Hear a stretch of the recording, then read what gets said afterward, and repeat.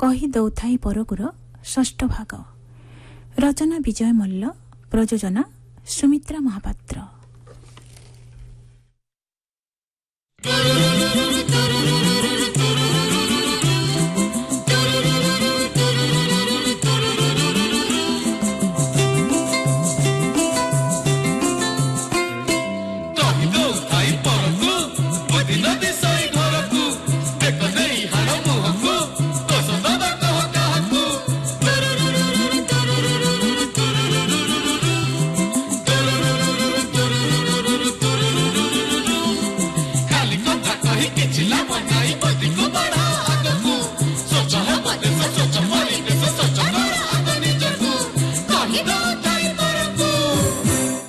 सना बो ए जाई कौन करुची के जानी। मुझे आग गाधी पड़ी चली जीवी मुहटा को धान उषा हांडी करिवो कहइबो मते टिके अपेक्षा कलुनी। एने मोर डेरी हे जाउची गले पुओ को खाइबा को देबी सी पुणी काम को जीवो। Hello hello hello Gauri kilo इलो सना बो आ हेलो मोर टिके डेरी हे गला बा। ये निया लगा पेटटा खाली घुगु घुगु घुगु होची आ। पेट को काई की दोष दउचू पुओ बाहागर भार बसी खाउनु पेट खराब हबनी। आलो मु घंटाए हेला निजे अनै बइची तू पोखरी पानी जाइचू जे जाइचू नाइ लो गौरी दी दिन हेला काई के बाई भिड़ी धरिची पेटकू पेटटा भारी टाणुची। मु पोखरी पानी बसीबी कोन खाली पर उठ बस होउची। काई किलो सना बो आलो दिन घड़िए हेलानी लोकंकर चाष आरंभ हे गलानी। बंध तळकू जाइथिली जे टिके बइची जणे आइला बेलकू उठी ठिया होची पुणी बउची पुणी ठिया पुणी बउची पुणी ठिया।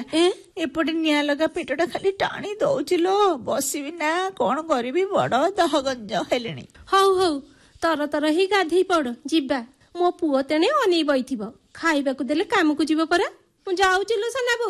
हौ जा जा जा सना बाबू कुड़ी धाई आसो। अरे कौन है जिगरे पिंटू एते बड़ा हालोल करचु काई की सबु सरी गला सना भाई आसी कांदुची। ए मो पुओ कांदुची आलो काई की तमे गले बुझिबो मु पचारिली जे मते किछि कहिलेनी तमे शीघ्र चललो। आलो गौरी तू गाधे के आसु था मो पुओ सनार तो कौन हे जाउची लो मु जाई देखुची मो पुओर कौन हैला। हेमा बुढ़ी जागुले ही मो पुओर किछि हेई न थाउ मा हेमा जागुले हेमा चंडी मालो मा तते पणा पणी देबिलो मा आलो सोना रे सोना।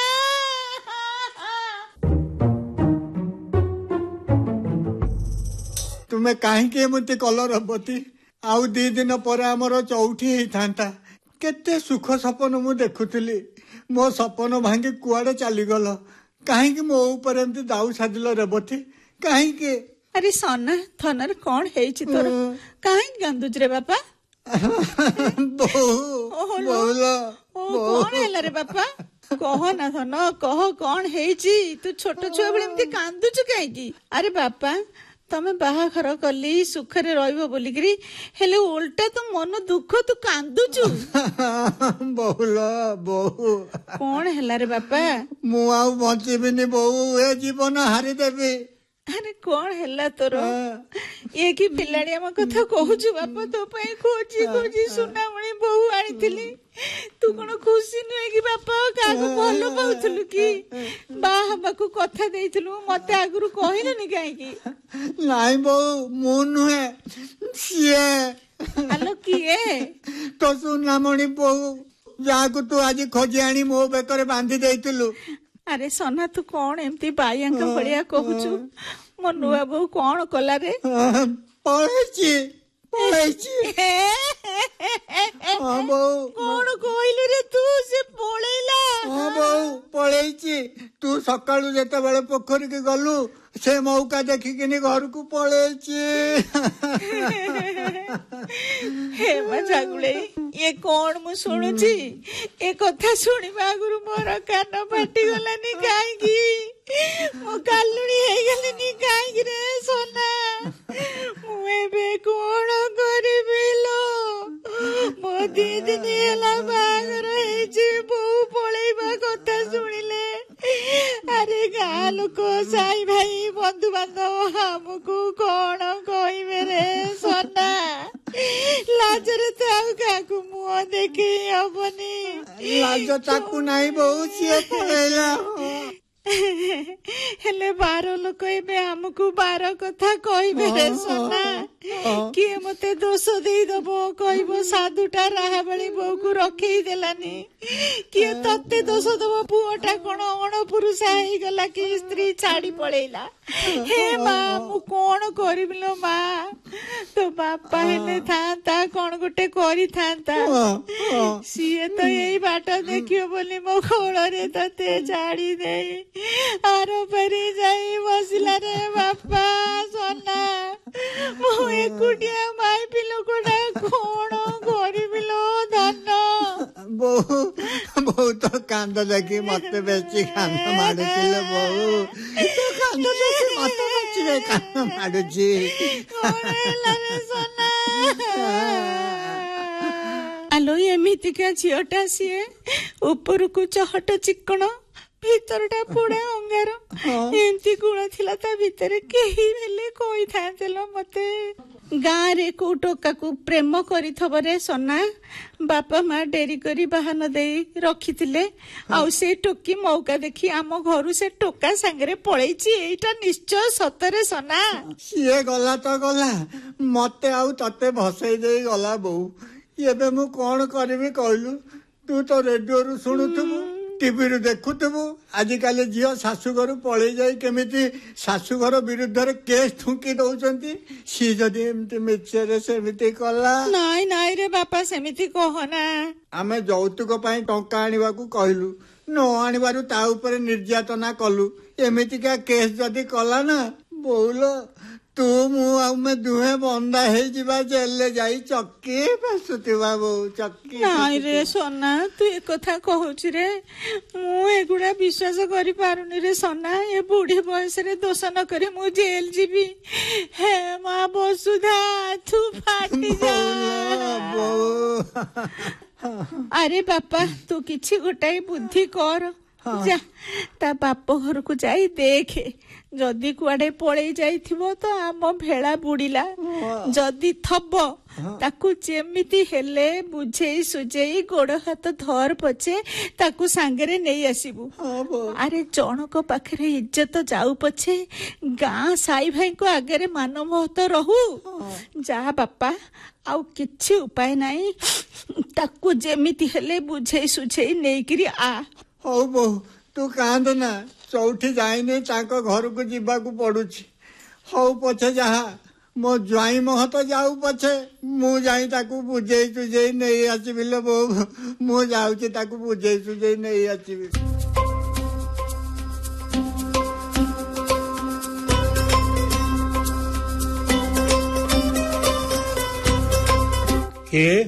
କିଏ ସେଠି?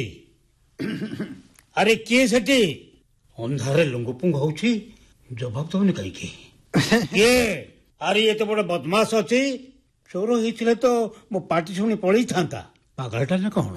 ଆରେ କୋଉଠୁ କୋଉଠୁ ସବୁ ବୁଲା ପାଗଳ ପଳେଇ ଯାଉଛନ୍ତି। ତାକୁ ବିଦା ନ କଲେ ରାତିରେ ଖାଇବାକୁ ମାଗିବ, ଆଉ ପଛରେ ଖାଇବ। ଆଉ ଯଦି ଜାଣି ସିଆଣିଆ ହେଇଥିବ, ତାହେଲେ ପାଗଳ ଭଳି ହେଇ ରାତି ଅଧରେ ସମସ୍ତେ ଶୋଇ ପଡିଲେ କଳା କଳା ବୁଲେଇ ଯାଇ ଚାଲିଯିବ ଆଉ। ଆରେ କିଏ ତୁ? କିଏ? ମା, ଆରେ ମା ରେବତୀ, ରେବତୀ, ଲଣ୍ଠନଟା ଆଣିଲୁ। କିଏ ଗୋଟେ ଓଳି ତଳେ ଲୁଙ୍ଗୁପୁଙ୍ଗ ହଉଛି, ଡାକିଲେ ଜବାବ ଦଉନି। ହଁ, ରେବତୀ ତାହେଲେ କୁଆଡେ ପଳେଇନି, ଆସିକି ନିଜ ଘରେ ଅଛି। ହଉ, ଲଣ୍ଠନ ଆଣିବା ଦରକାର ନାହିଁ ବାପା, ମୁଁ। ତୁ କଣ ହଉଛୁ? ଆରେ ତୋର କଣ ନା ନାହିଁ? ମୁହଁଟା ଦେଖି ପାରୁନି ଅନ୍ଧାରରେ। ଆରେ ନହେଲେ ପାଖକୁ ଆସି ମୁହଁଟା ଦେଖା। ମୁଁ ସନା ବାବା। ଆରେ କୋଉ ବାବା ତୁ? ବାବା ଲଣ୍ଠନ ଦେଖାଅ ନା, ମୁଁ ଏଇଠୁ ଓଳିକି ହଉଛି। ମୁଁ ତମ ବା ଜ୍ୱାଇଁ ସନାତନ। ଓହୋ, ତମେ ବାପା, ଆସ ଆସ। ଏ ଅନ୍ଧାରଟାରେ ମୁଁ ତୁମକୁ ଚିହ୍ନି ପାରିଲିନି ବାବା। ଆଜ୍ଞା, ଆସ, ଘର ଭିତରକୁ ଆସ, ଆସ। ହଁ, ସେ ଚେୟାରରେ ବସ। ବାପା, ଦିନରେ ଆସିବାକୁ ଭାରି ଲାଜ ମାଡ଼ିଲା। କୋଉ ଲୋକ କଣ ଭାବିବେ, ସେଇଥିପାଇଁ ଟିକେ ସଞ୍ଜ ନଇବାରୁ ଚାଲି ଆସିଲି। ଭଲ କଲ ପୁଅ। ତମେ ନ ଆସିଥିଲେ ମୁଁ ତମ ଘରକୁ ଯାଇଥାନ୍ତି। ଆଜି ସକାଳୁ ଆମ ଘରେ ଚୁଲି ଜଳିନି। ଝିଅ ବାହା କରିଥିଲି, 2 ଦିନରେ ଶାଶୁ ଘରୁ ପଳେଇ ଆସିଲା। ମୁଁ କିଛି ଦୋଷ କରିନି ବାପା। ମୁଁ ତ ଦେଖିଲା ବେଳକୁ ରେବତୀ ଘରେ ନାହିଁ। ବୋଉ ଆସି ଶୁଣିଲା ପରେ ସେତିକି ବେଳୁ ମୂର୍ଚ୍ଛା ହେଇଯାଇଛି। କଣ ହେଲା ରେବତୀରେ ଯେ ଲୋକ ଲଜ୍ଜାକୁ ନ ଡରି ପଳେଇ ଆସିଲା? ମୁଁ ତ ସେ କଥା ଜାଣିପାରୁନି ବାବା। ତାକୁ ସକାଳୁ ପହରୁ ପଚାରି ହଉଛି, ସେ କିଛି କହୁନି। କହୁଛି ଯାହା ଆଗରେ କହିବା କଥା ତାକୁ କହିବ। କାହା ଆଗରେ? କାହା ଆଗରେ ଆଉ? ତମରି ଆଗରେ। ମୁଁ ତ ତାକୁ କିଛି କହିନି। ତା ମୁହଁ ବି ଆଜି ଯାଏ ମୁଁ ଭଲ କରିକି ଦେଖିନି ବାପା। ହଉ, କାହାର ଦୋଷ? ତମର ନା ତାର ଏବେ ଜଣା ପଡିଯିବ। ହଉ, ମୁଁ ରେବତୀକି ଡାକୁଛି, ସେ ଆସି କହିବ। ରେବତୀ, ଏ ମା ରେବତୀ, ମା ଦେଖିବ। ଆଲୋ ମା ଦେଖିବ, କିଏ ଆସିଛନ୍ତି? କିଏ ବାପା? ଏଇଠି ତମକୁ ମୁଣ୍ଡିଆ ମାରୁଛି। ବାପା, ଏଇ ରହିଲା ତମ ଜ୍ୱାଇଁଙ୍କର ଆଉ ତମର ଚା ବିସ୍କୁଟ। ତୁ ଚା କେତେବେଳେ କରିସାରିଲୁଣି? ତମ କଥାବାର୍ତ୍ତା ଶୁଣି ଜାଣିଗଲି। ମୁଁ ବୁଝିପାରୁନି ରେବତୀ, ଏଠିକି ମୁଁ ଆସିଲେ ତମେ ମତେ ଏତେ ମାନଥାନ କରୁଛ, ହେଲେ ତୁମେ ପଳେଇ ଆସିଲ କାହିଁକି? କହ ମା, କହ। କହୁଥିଲୁ ତ ଜ୍ୱାଇଁଙ୍କ ଆଗରେ କହିବୁ, ସେ ତ ଆସିଛନ୍ତି, କହ। ସେ କଥା ସିଏ ଚିନ୍ତା କରନ୍ତୁ। ମୁଁ ତ କିଛି ବୁଝିପାରୁନି। କିଏ ଦୋଷ କଲା ଯେ ତମେ ରାଗିକି ପଳେଇ ଆସିଲ? ମୋ ବୋଉ କଣ ତମକୁ କିଛି କହିଛି? ନା। ଯୌତୁକ କି ଭାରର ଉଣା ହେଇଛି ବୋଲି ଖୁଞ୍ଚା ଦେଇଛି? ନା। ଆଉ ତାହେଲେ କଣ ମୁଁ କିଛି କହିଛି? ଯଦି ମୁଁ କିଛି କହିଥାଏ, ତମ ବାପା ତ ଅଛନ୍ତି, ଯାହା ଦଣ୍ଡ ଦେବେ ମାନି ନେବେ। କୁହ। ନାଇଁ, ତମେ ବି କିଛି କହିନ। ମୋ ଘରେ କଣ ଖାଇବାର କିଛି ଅଭାବ ଥିଲା? ନାଇଁ, ତମେ ମତେ ଖାଇବାକୁ ଦେଇପାରିବ ବୋଲି ତ ମୋ ବାପା ତମ ହାତରେ ମତେ ଦେଇଛନ୍ତି। ତାହେଲେ ଆଉ ମାନ କରିଛ କାହିଁକି?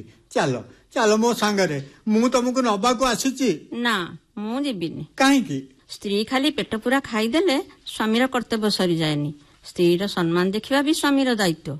ମୁଁ ତ ତମକୁ ଅସମ୍ମାନ କରିନି। କରିନ, କିନ୍ତୁ ମୋ ସମ୍ମାନ କେମିତି ରହିବ ସେ ଚିନ୍ତା ବି କରିନ। ବାହାଘର ପାଇଁ ଘରେ ଚୂନ ଦେଇଛ, ହାତ ଗଣ୍ଠି ପାଇଁ ବେଦି ସଜେଇଛ, କଦଳୀ ଗଛ ପୋତିଛ, ସାଇ ଭାଇଙ୍କୁ ଭୋଜି ଦେଇଛ। ହେଲେ ବାହାଘର ପରଦିନ ତମ ସ୍ତ୍ରୀ ତମ ଘରର ନୂଆ ବୋହୂ ହାତରେ ଲୋଟା ଧରି ପଡ଼ିଆକୁ ଶୌଚ ହେବାକୁ ଯିବ, ସେ କଥା ଭାବି ତମକୁ ଥରେ ଲାଜ ଲାଗିନି ତ? ଏତେ ଖର୍ଚ୍ଚ କରିଛ ବାହାଘରରେ, ଘରେ ଗୋଟେ ଶୌଚାଳୟ ବସେଇବାକୁ ଚିନ୍ତା କରିପାରିଲନି? ତମ ସ୍ତ୍ରୀର ମାନ ମହତ କଥା ତମର ଯଦି ଚିନ୍ତା ଥାନ୍ତା, ତମେ ନିଶ୍ଚୟ ଘରେ ଶୌଚାଳୟ କରିଥାନ୍ତ। ସେଇଥିପାଇଁ ମୁଁ ଚାଲି ଆସିଲି। ତୁମେ ଭାବୁଥିବ ମୁଁ ଆଉ କାହାକୁ ଭଲ ପାଉଛି କି ମୋର ଅଲଗା ଉଦ୍ଦେଶ୍ୟ ଅଛି। ନା, ମୁଁ ସେଇଥିପାଇଁ ଆସିନି। ଯୋଉ ସ୍ୱାମୀ ତା ସ୍ତ୍ରୀର ମାନ ମହତ ପାଇଁ ଚିନ୍ତା ନାହିଁ, ସେ କାଲି ସକାଳେ ମତେ ବିପଦ ଦାଉରୁ ରକ୍ଷା କରିବ ବୋଲି ମୁଁ ଭରସା କରିବି କେମିତି? ଓ, ଏଇ କଥା ମୋ ମୁଣ୍ଡରେ ତ ଢୁକି ନଥିଲା।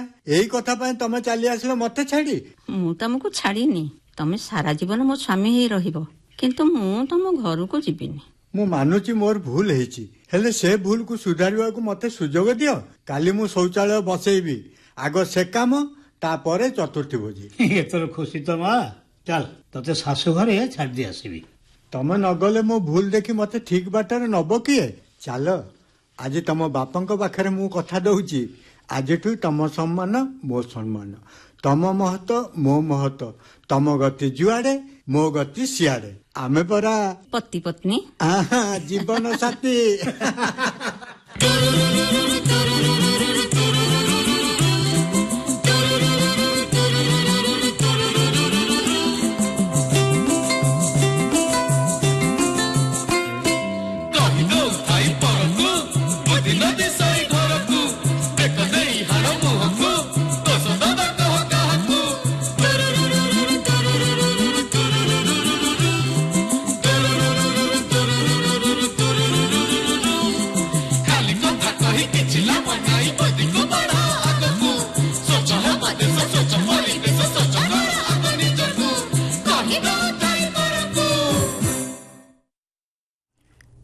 ଶୁଣିଲି ପାରିବାରିକ ଧାରାବାହିକ ନାଟକ କହି ଦେଉଥାଇ ପରକୁର ଷଷ୍ଠ ଭାଗ। ରଚନା ବିଜୟ ମଲ୍ଲ, ପ୍ରଯୋଜନା ସୁମିତ୍ରା ମହାପାତ୍ର। ବିଭିନ୍ନ ଭୂମିକାରେ ଅଂଶଗ୍ରହଣ କରିଥିଲେ ସନା ନିରଞ୍ଜନ ପାଣ୍ଡେ, ରେବତୀ ବାସନ୍ତୀ ଦେବୀ, ସନା ବୋଉ ସୁନୀତି ଦେବୀ, ପିଣ୍ଟୁ କୁଲଦୀପ ବିଶ୍ୱାଳ, ରେବତୀର ବାପା ଲକ୍ଷ୍ମୀଧର ତ୍ରିପାଠୀ ଏବଂ ଗୌରୀ କୃଷ୍ଣ ମହାନ୍ତି।